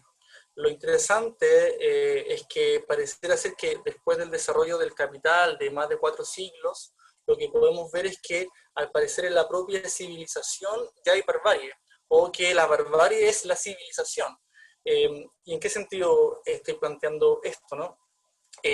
Si observamos precisamente el comportamiento, solo el comportamiento del capitalismo en el siglo XX y la última parte del siglo XIX, nos damos cuenta que hay una forma de funcionamiento del capital, que es la forma de funcionamiento del capital desde que surge, por supuesto, ¿no? Yo solo quiero ejemplificar lo que pasa en el siglo XX, que independiente del contenido empírico, se mantiene como una epistemología propia de la lógica del capital, ¿no?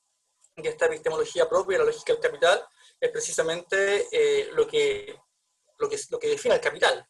¿Qué define el capital? Esencialmente es valor que se valoriza, dinero que se acrecienta. Marx lo definió bajo la fórmula de M de prima, dinero, mercancía, dinero más, ¿no? Esta fórmula, esta lógica general del capital, es una fórmula abstracta, es una fórmula impersonal que no tiene rostro, o si se quiere, su rostro es el capital como relación social, y esa relación social está de espaldas a la realidad. más interesante, que, bueno, uno de los más interesantes que aparece en la última obra del pensamiento de Marx, que en el fondo no es la realidad de forma racional, sino que la propia operación del capital es irracional, en tanto que mientras se cumpla la lógica, por eso que podemos ver que, que en la época del liberalismo tardío, del control de los monopolios, keynesiana, la época que se ha llamado la mejor época del capitalismo, finalmente podemos ver en la última parte del siglo XX el neoliberalismo, sobre todo lo que caracteriza a este momento, ¿no? La desregulación del mercado, la ganancia y la renta.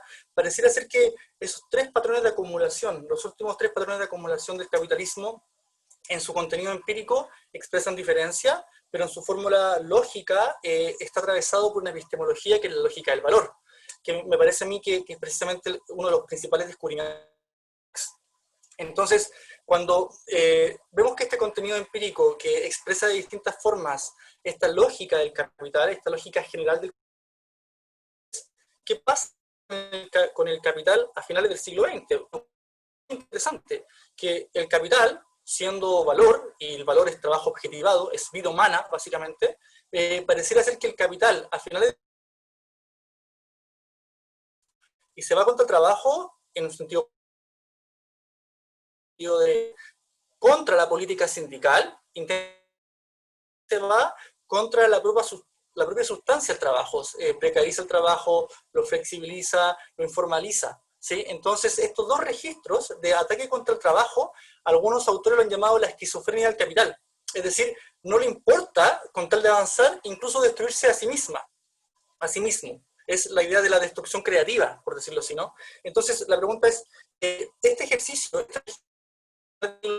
propio del siglo XX o del final del siglo XX o aparece en la propia lógica y fórmula del capital? Me parece que en eso estriba el ejercicio de Marx, mostrar que la epistemología, que es el fundamento del registro o del contenido, es un fundamento lógico, ¿no? Y ese fundamento lógico es lo que le intenta teorías completamente abstractas e impersonales.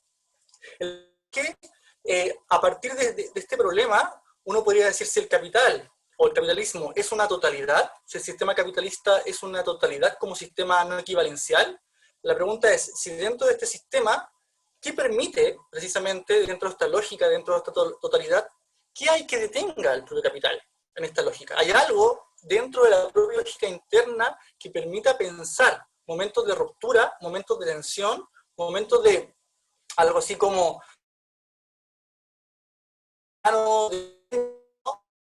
paremos la locomotora? ¿Es posible desde una lógica interna detener ese proceso? Si uno revisa esa lógica interna, el marxismo tendió a pensar, el marxismo tradicional, que quien podía detener ese proceso era precisamente la clase trabajadora. Un punto muy central, ¿no? Y es que como ocupa un lugar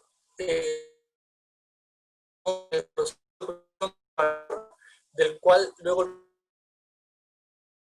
Por esa razón, en la propia lógica del capital estaría inscripto que el trabajo, la clase trabajadora en este caso, podría ser el motivo de transformación o de cambio de esta propia lógica del capital. Lo interesante de esta problemática es que construye, a partir de este ejercicio, la idea de que hay algo así como un sujeto privilegiado por estar inscripto, ¿no?, en una lógica determinada, que puede llegar, si toma conciencia de su condición, llegar a detener este proceso, ¿no? Y por tanto llegar a representar en sí mismo el interés general de toda la sociedad, ¿no? Bueno, me parece que por distintas vías se ha intentado cuestionar este argumento, el argumento del marxismo tradicional. También dentro del propio marxismo, y esto invita a redefinir qué es el marxismo también, ¿no? A mí me parece que el marxismo es histórico, no se puede entender si no es históricamente, y probablemente su actualidad de cargo de los desafíos, de las preguntas que le presenta el presente. El marxismo pudo decir algo sobre la política, pero de los 60 en adelante aparecen problemas respecto a la posibilidad real del marxismo para decir algo sobre la política, y pareciera ser que queda algo así como clasificado en una intenta ser científica muchas veces y que se encuentra ubicada disciplinarmente en la economía. Teorías, conceptos, tendencias, leyes, el movimiento de la economía con categorías críticas del capitalismo. Esto hay que abandonarlo. Me parece que ese registro no es un registro que sirva. Por dos puntos, o por un punto que tiene dos partes. Un problema gravitante, me parece a mí, que hay que repensar hoy día, es tanto condiciones que se le ponen al sujeto por fuera, por hablar de la posibilidad de un por fuera, y las condiciones que se le colocan por dentro o interiormente. Las condiciones de exterioridad, esta lógica del valor, esta fórmula impersonal a la cual se entra y de la cual no se puede salir, que es la totalidad del capital, que por supuesto, ¿no?, que son formas de dominación, son medias sociales bajo las cuales los seres humanos se logran hacer interdependientes. Yo logro ser interdependiente con otra persona a partir del producto de mi trabajo, a partir del valor que produzco.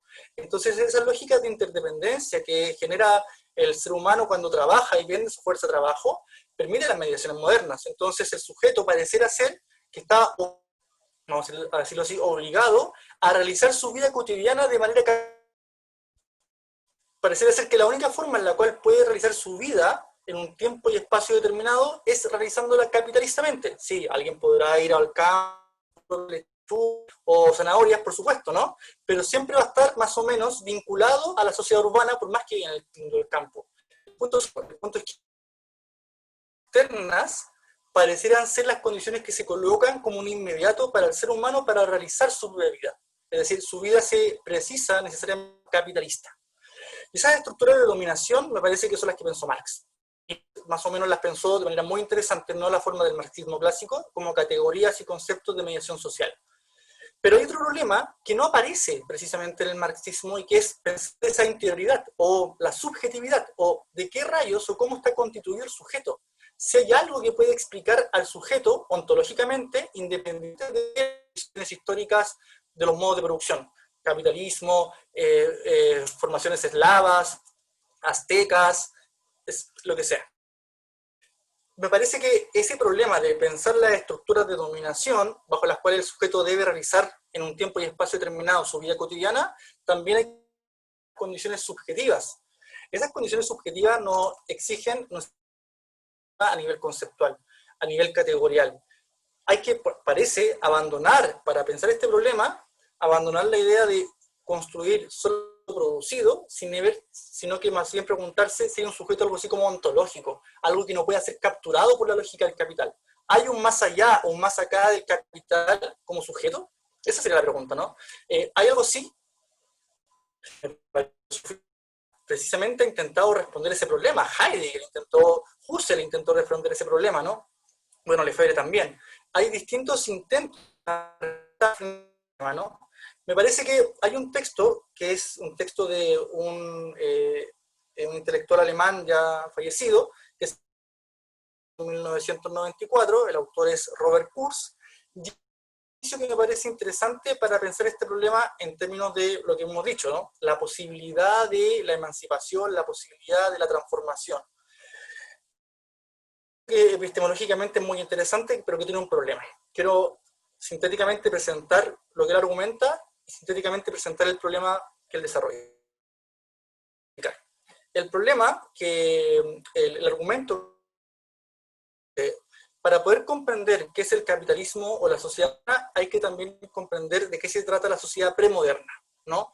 De qué se tratan los modos de fetichización de sociedades premodernas y los modos de fetichización de las sociedades modernas. Entonces la comparación que hace es que coloca a la religión como base de los modos de reproducción, la base de los modos de interdependencia que se genera entre los seres humanos en las sociedades premodernas, y la base de la producción y la reproducción social es la fetichización de la mercancía.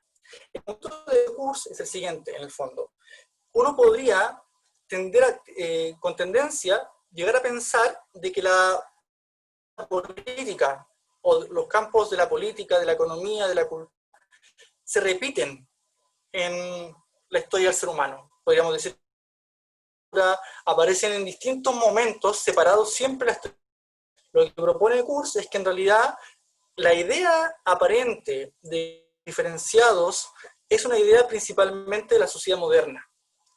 pero siempre aparente, porque lo que organiza la sociedad moderna, dice Robert Kurz, es en la totalidad del orden social está, digamos así, mediado por la forma.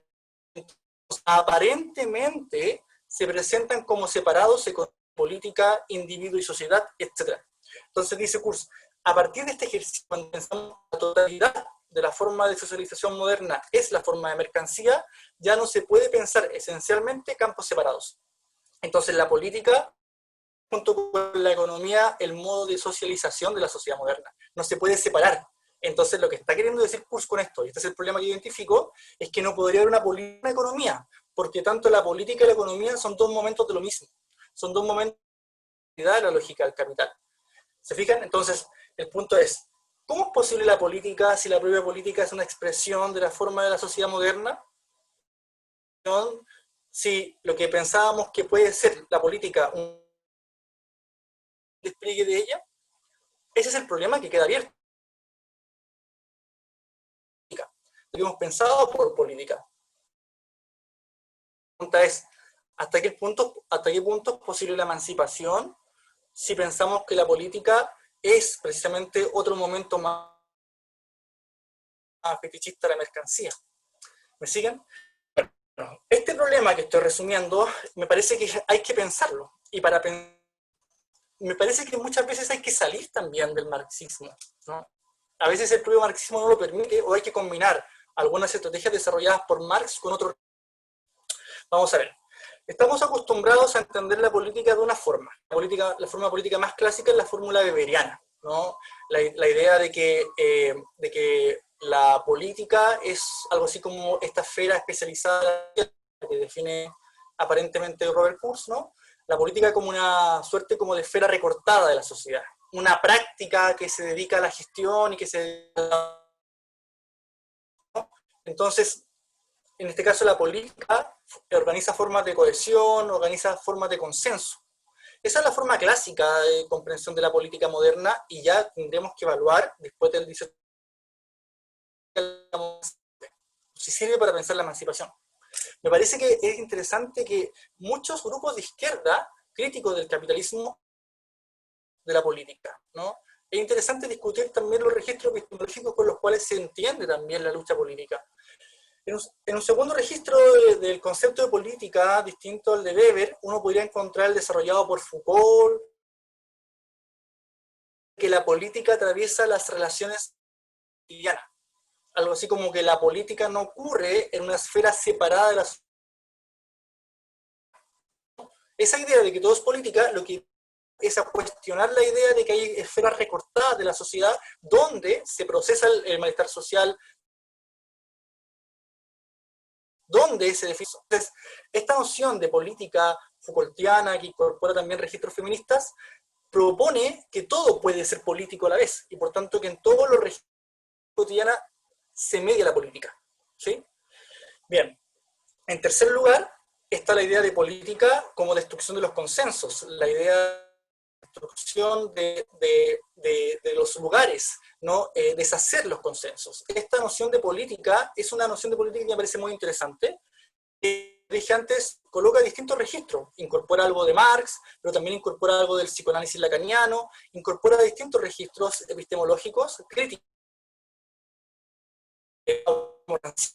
autores como Badiou, autores que nos presentan es pensar la política como la posibilidad de cambiar las coordenadas de lo posible. Es decir, pensar lo imposible para poder pensar la contingencia y deshacerse un poco de la necesidad. Nótese que a tal punto ha llegado el capitalismo, las transformaciones, hay que volver a pensarlo. En ese registro epistemológico hemos llegado a un momento cuando el capital parece comerse la vida, cuando subsume la naturaleza a su horizonte ciego, el capital, pareciera ser que hay que repensar, por tanto, qué significan las posibilidades de la transformación, qué significan las posibilidades. ¿Sí? Bien, para poder el concepto de política, estamos obligados también a repensar el concepto del sujeto. Y en ese sentido yo les decía, parece ser que hay que repensar esa idea de sujeto, que no me da el tiempo para explicarlo hoy día, solo quería dejarlo como problema planteado. identificando este punto donde capitalismo y realidad tienden a fundirse, identificando este punto donde la política es repensada, hay que volver, por tanto, a repensar al sujeto solo como el sujeto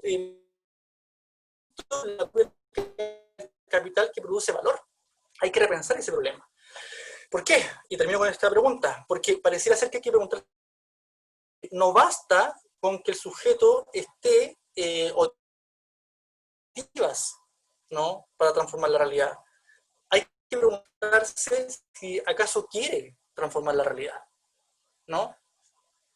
Y en esa pregunta yo creo que se deshace una buena parte de la conciencia en sí y del sujeto en sí mismo. Porque pareciera ser que hay formas de dominación que van más allá de los registros de una conciencia. Las transformaciones del mercado y la idea de libertad nos de lo que significa efectivamente un sujeto autónomo, independiente y absolutamente libre. Entonces, repensar el sujeto es volver a pensarlo más allá de las propias condiciones modernas, más allá de las propias condiciones capitalistas. Pregunta acerca de si se puede cambiar o qué concepto de política o cuál es su lugar, precisa volver a repensar lo que hay por fuera del capital. Nótese la dificultad de pensar lo que. Por eso es que realizamos la vida de manera cotidiana, capitalistamente. Entonces, repensar precisamente el sujeto es repensar más allá de los ejercicios románticos de Cristo. Siempre fueron a pensar hacia atrás. Pensaron las políticas, pensaron la sociedad antigua, la ciudad política griega, etcétera, ¿no? No pensar uno atrás en la historia, sino pensar uno atrás lógicamente al registro del capital. Yo creo que esa pregunta es vital, entender las posibilidades reales de la transformación política, ¿no? Que suponga también una transformación real respecto de cómo funciona la realidad. Bueno, lo dejaría hasta ahí para no pasarme más del tiempo. Muchas gracias, Roberto, por la exposición. Pasamos entonces a la ronda de preguntas en caso de que alguien de los participantes tenga alguna duda. En específico, Rosario se tuvo que retirar porque tenía una presentación, pero para los demás expositores está abierto este espacio si es que alguien tiene alguna pregunta que hacer. Pueden escribirla o pueden activar el micrófono.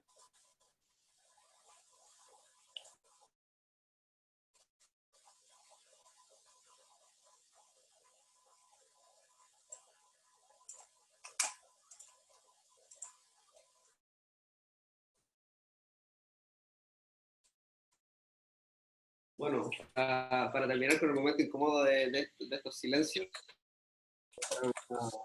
alguna pregunta.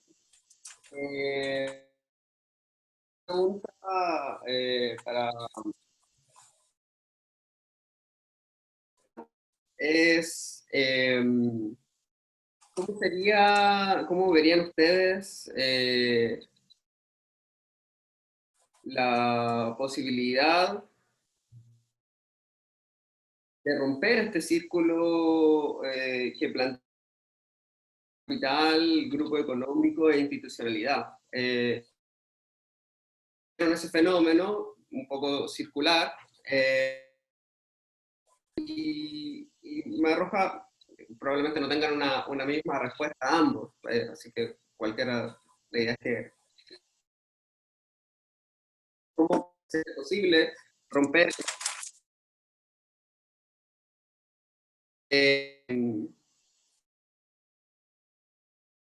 para ellos? La otra, quizás para Camila, en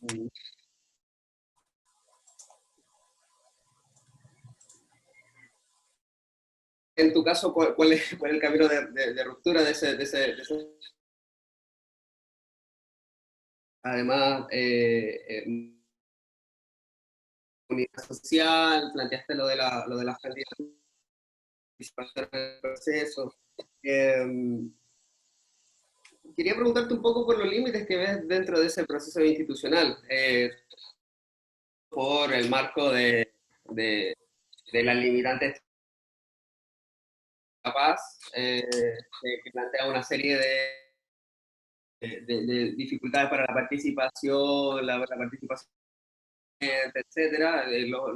Se sabe todo esto, los quórum, pero además por la participación de Modatima en un espacio junto a otras organizaciones que en gran parte, porque si bien antes de no son organizaciones políticas, muchas de ellas controladas por organizaciones políticas hace décadas, y que han sido parte del problema, digamos. Como la CUT, por ejemplo. La CUT, por ejemplo, respaldando la reforma laboral, profundizaba algunos de los aspectos negativos del plan laboral. El Colegio ha sido cómplice de algunos gobiernos, de algunas políticas, etc. Entonces, la pregunta va tanto por los mecanismos institucionales y los limitantes institucionales, como por la decisión más política en conjunto con. Mientras proceso un poco más lo que dijo Roberto, que requiere una. Todavía no lo termino de procesar, así que. O sea, de hecho, me preocupa aún más.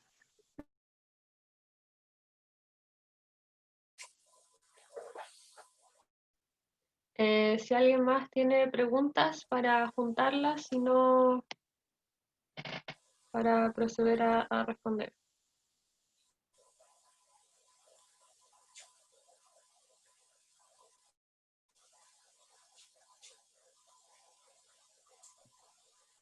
No caché quién parte, si Macarena y Gonzalo o yo.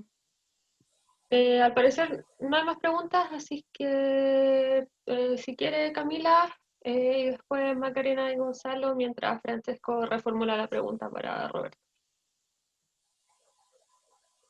Ya. ¿Cuáles son los límites de lo institucional?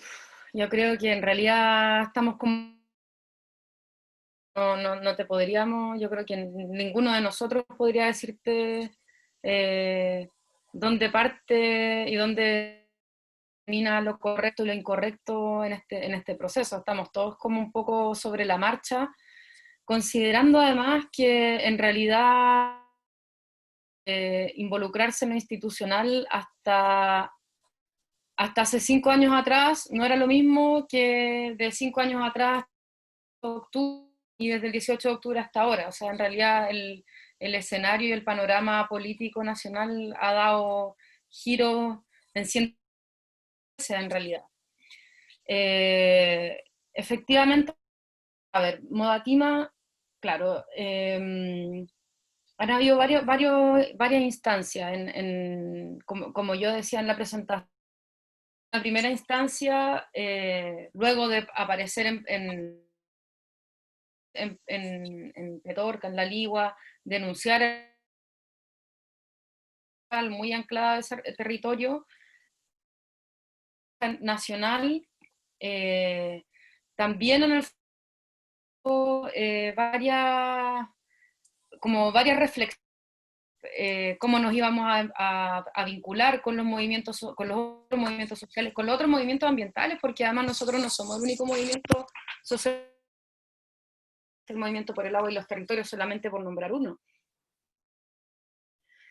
sino que además están las organizaciones políticas militantes de Modatima. O sea, yo misma soy militante en una organización política, compañeros y compañeras son de organizaciones políticas, algunas del Frente Amplio, comunistas, en general todos más bien de la izquierda, y otros ex. En el sentido de lo institucional, el 15 de noviembre, con el acuerdo,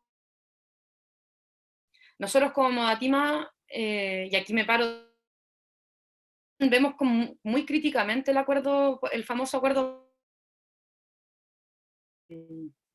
entendiendo que estábamos en una situación, pero nosotros sostenemos que ese acuerdo fue firmado al pueblo movilizado, donde no se participó, no había ninguna cara del movimiento social ahí, más allá de lo lado dejó amarradas ciertas cosas, como por ejemplo con el que nosotros estamos radicalmente en contra. Igual estamos dispuestos con algunos partidos políticos que sí estuvieron involucrados, por ejemplo con Revolución Democrática, nuestro vocero nacional independiente, pero dentro del cupo de Revolución Democrática, porque además está haciendo bien en todo momento.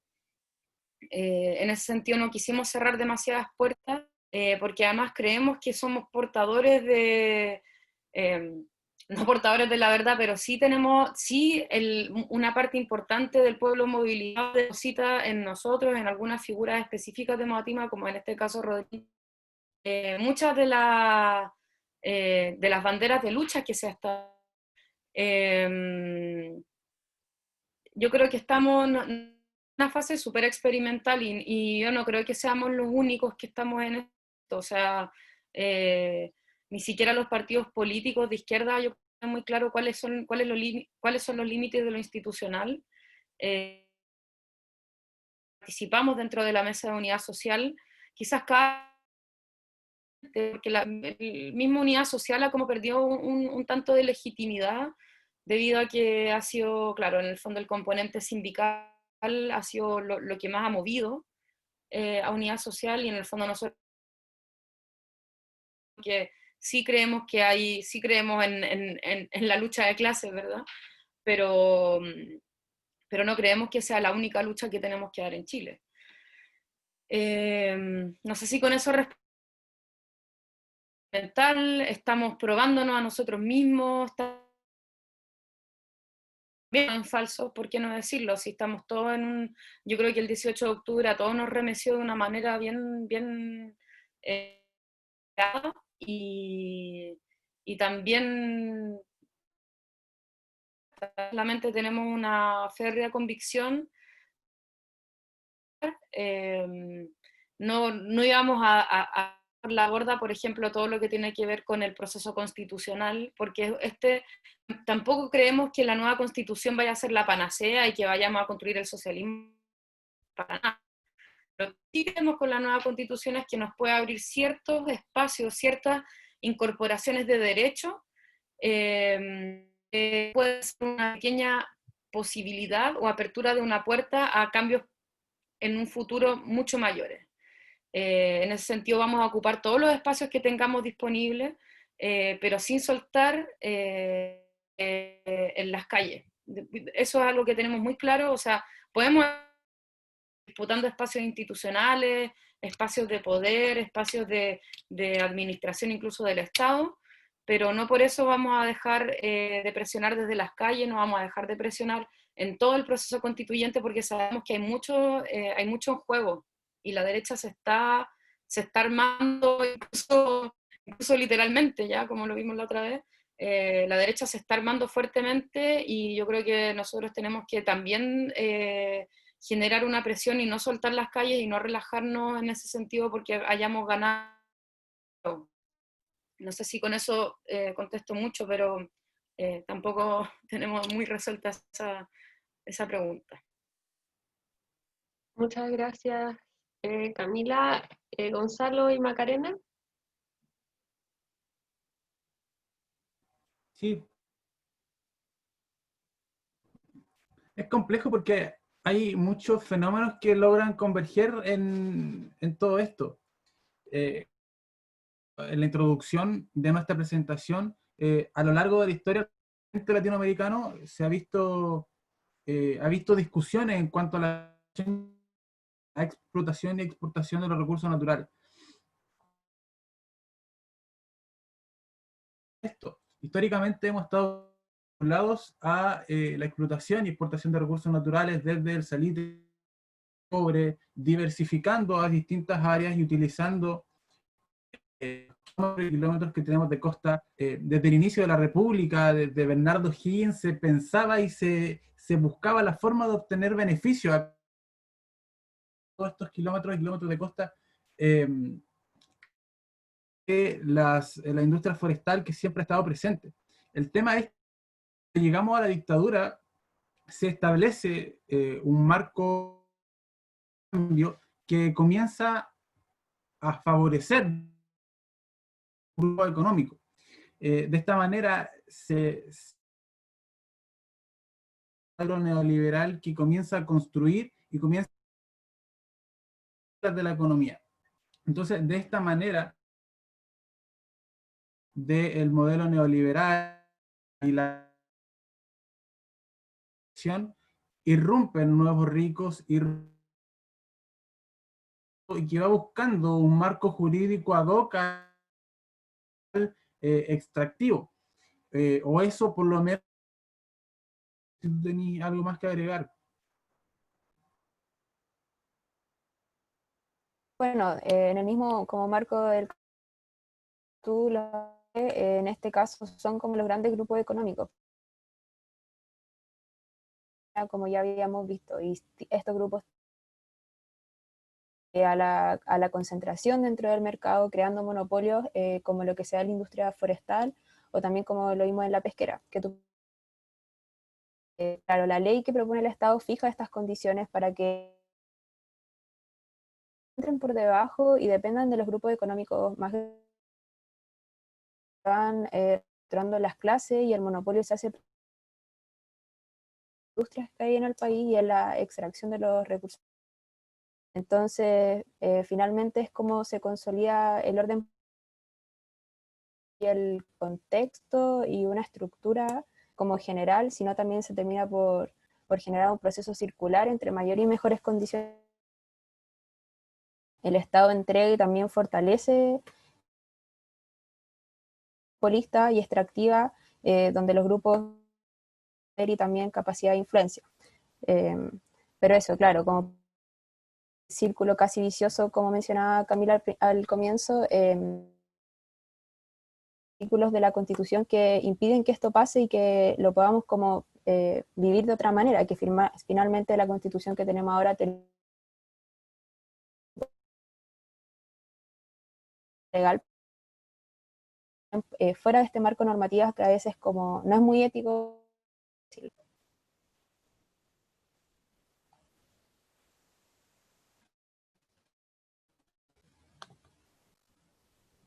No sé si alguien más, Roberto, tendrá algún comentario al respecto.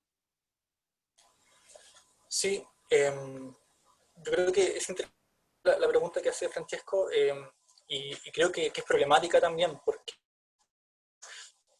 me parece que uno no puede a priori, o para el concepto de política que queremos pensar, si hay algo así como un sentimiento moral que define una buena la institucionalidad o no, donde me parece que a priori no se puede definir eso, el concepto de política.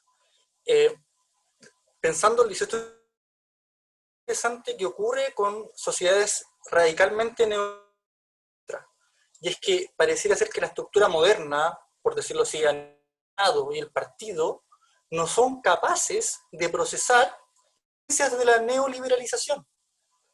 Yo creo que hay un punto interesante, que estamos en un tira y afloja hoy día, que no puede tener solución moderna, que el Estado subsidiario, estructuralmente hablando, no puede procesar el conflicto social, la democracia representativa no puede, el llamado consenso neoliberal en Chile, como le han puesto algunos, que no pueden ser transformados. Y sin embargo, esta movilización,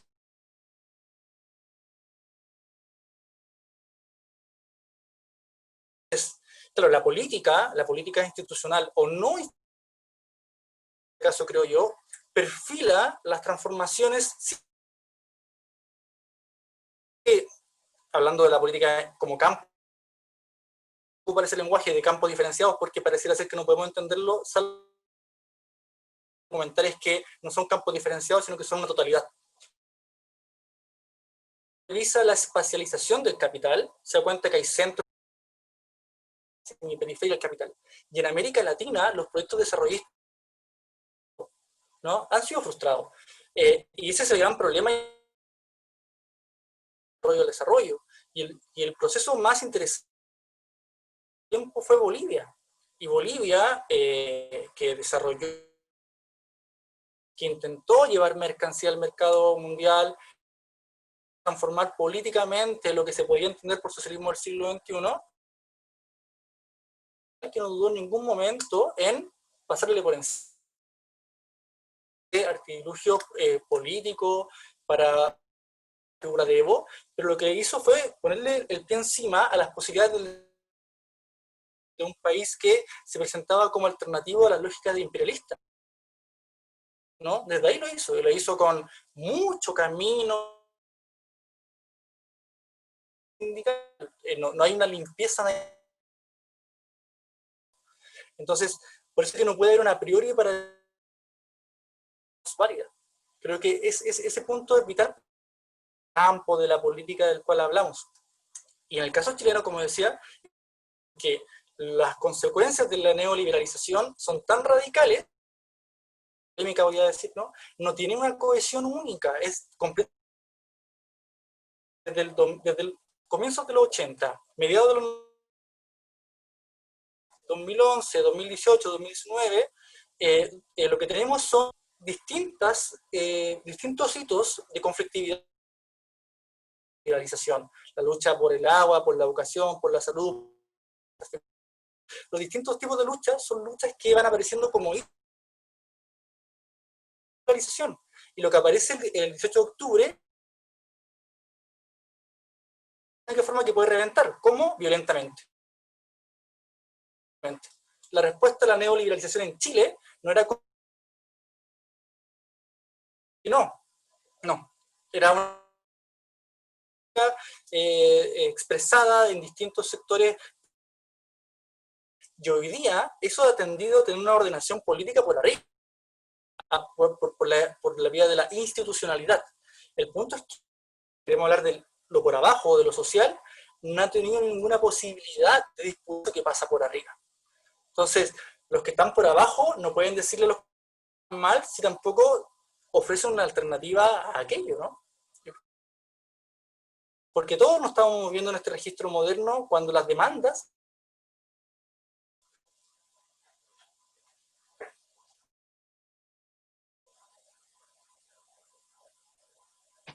Muchas gracias, Roberto.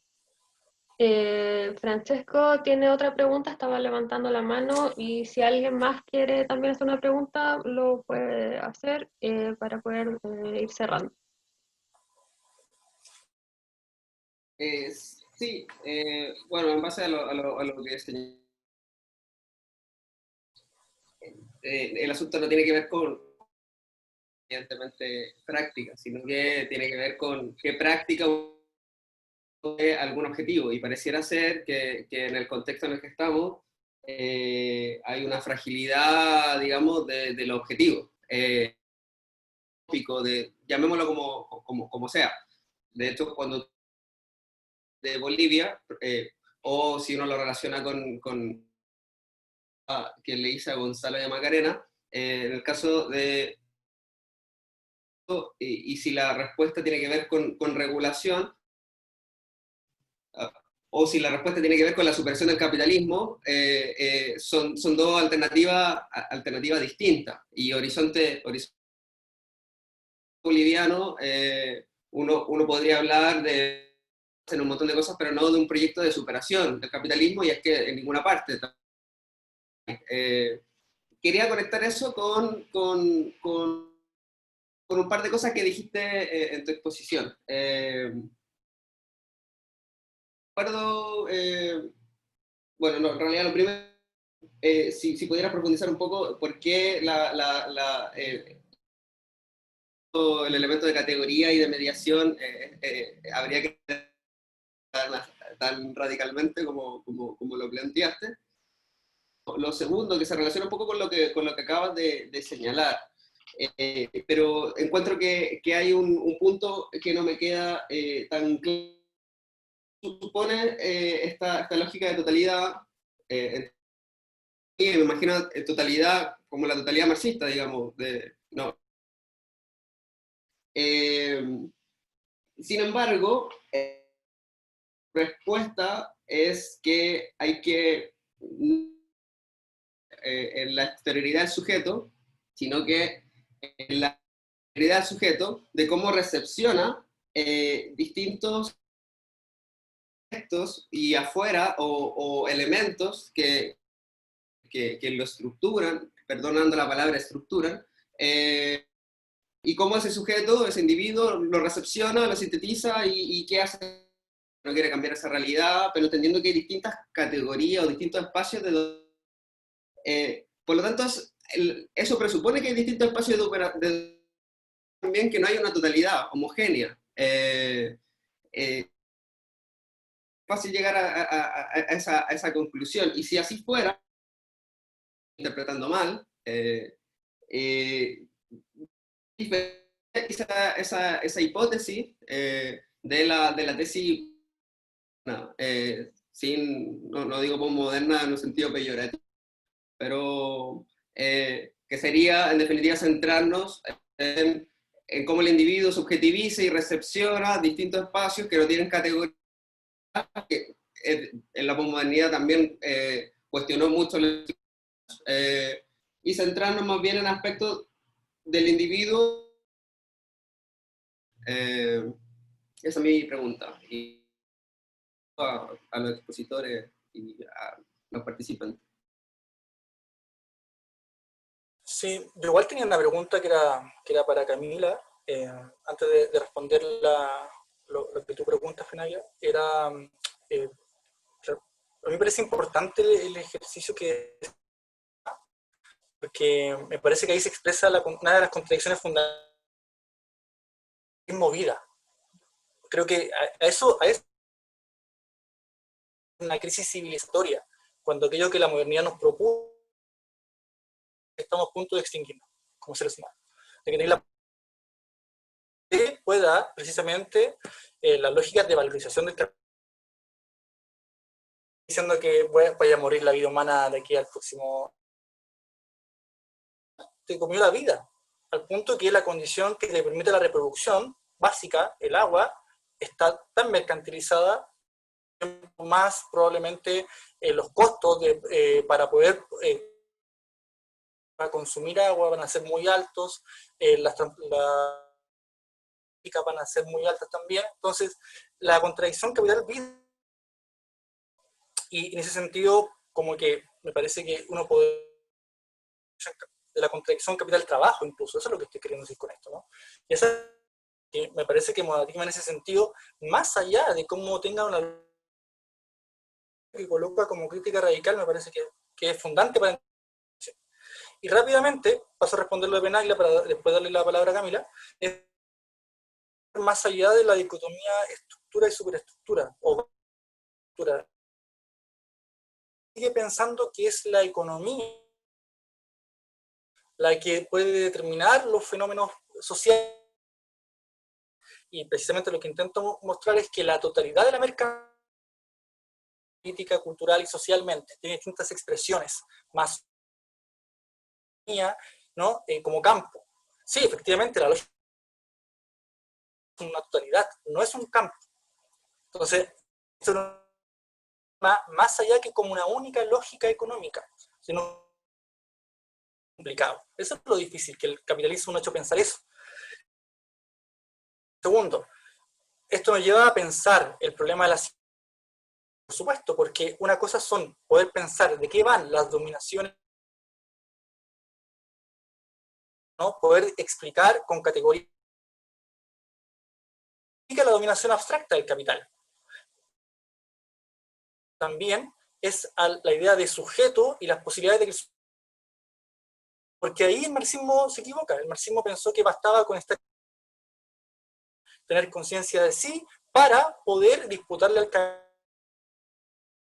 Hay un problema de la idea de que puede alguien tener de sí mismo una conciencia transparente respecto de lo que le pasa.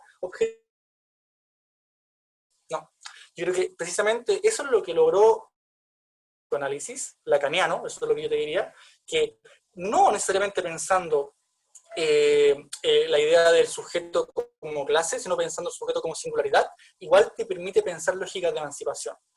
Claro, no lógicamente Lacan por sí mismo, si Lacan siempre construyó un discurso muy interesante respecto de que lo que sale de las transformaciones es un nuevo amo, y eso es un poco geek, ¿no? Pero precisamente efectivamente unas cosas para otras no, y en este caso creo que nos puede invitar, si lo articulamos con la política, a pensar una singularidad que puede querer emanciparse, límites que supone. Entonces, la subjetividad como problema, me parece, el marxismo también. Creo que el marxismo, al menos que conocemos hasta hoy día, no. Por ahí Boston te entrega herramientas interesantes. Creo que es un argumento por pensar, por ir y por construir. Bueno, aquí me callo.